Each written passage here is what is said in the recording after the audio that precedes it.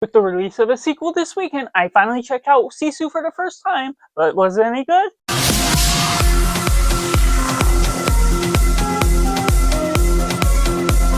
Hello and welcome to Cinema, where we focus on a film. I'm Josh, this is Simply Cinema, and let me know down in the comments below, was it good, bad, or somewhere right in the middle? What did you think of Sisu, and if you're excited for the new one coming out, and taking it into my general thoughts. Overall, this is a film that's taking on the general atmosphere where it's almost like a John Wick style film, but it's utilizing this old man, veteran of the war, taking place in 1944 in Germany, and there's an interesting element where it settles and it satisfies all the needs that it needs to be. It's not this big shebang of an action film, but it does satisfy with some pretty satisfying visuals, some great action and acting that you're following about, plenty of hand-to-hand combat and gunfights, and following about with machinery, with the vehicles, and rescuing these kidnapped girls, and taking on all of these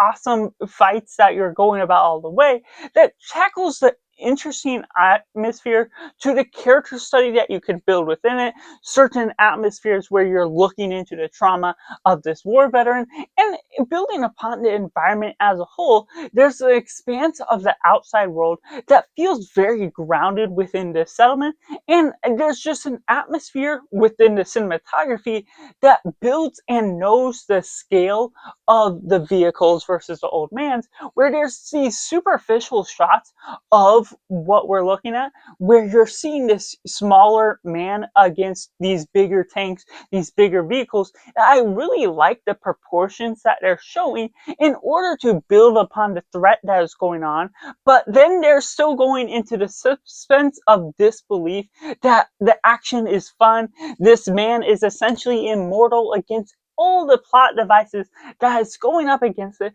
which makes for a fun, grand time in the general scheme of things that you, of course, have been going into this for the suspense of disbelief. You're not going to expect all the sense of realism to go up against it. There are certain contrived plots devices that go about along the way that may or may not be expected, but I'm wanting to inform you of that going into it without any spoilers provided within this thoughts. But the general atmosphere to this film is just grounded as it seems, and really diversifies what we're getting out of the cast that's simplified within this action film. Which takes me into the positive. I am just in adoration of the visuals and cinematography this film take on. I thought it would be just general in the showcasing of what it does, but there is some really well diversified shots that shows the scale, shows the size and proportions to the threat that's going up against it. And while there is the suspense of disbelief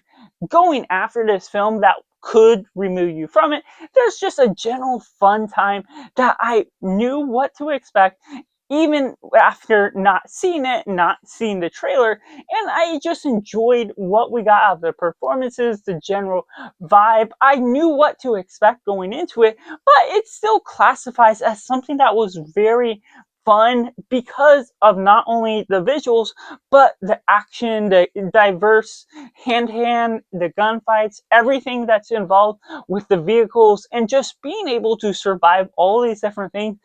There's just a good and entertaining atmosphere surrounding the showcase of this film, which takes me into the negative. While there is a good concept and setup to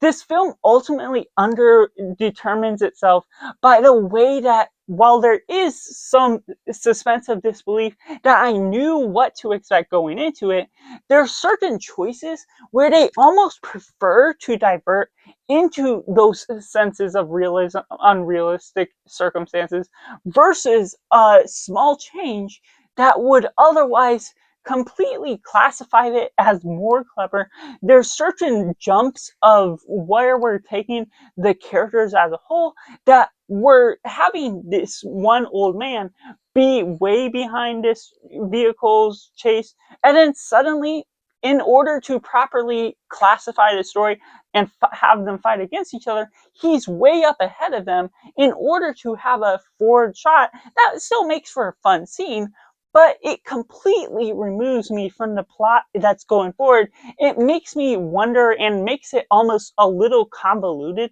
to the nature of what they could have done slightly differently. And there's one scene that, in comparison to John Wick, yes, he gets shot multiple times, both John Wick and this old man, in a certain showcase that shouldn't be surviving. But while I come to expect that sort of thing, there's one particular scene I won't spoil that is a lot more extreme within the showcase of survival and the way you're going about this. There are certain subversions to ways that this film could be a lot more sensible within its choices to make it cool and unbelievable, but they make it a lot more unbelievable, which doesn't make it necessarily better, even if it looks a little cool by that standard, because it removes me a lot more from the plot despite having a good concept to build up from it. So that's just my personal thoughts on Sisu, which I have to rate a simply 5.5 out of 10. Let me know down in the comments below your thoughts on Sisu. Is it good, bad, or somewhere right in the middle? Or if you checked out this review and now going to watch this for the first time based on my recommendation and review, make sure to like this video if you enjoy it, subscribe if you haven't already, so you can check out my Sisu 2 review coming this weekend alongside other movie releases based on new and old, just based on your recommendations of what you want to see next here on this channel. So that's just all, and make sure to do yourself a favor and go watch a movie.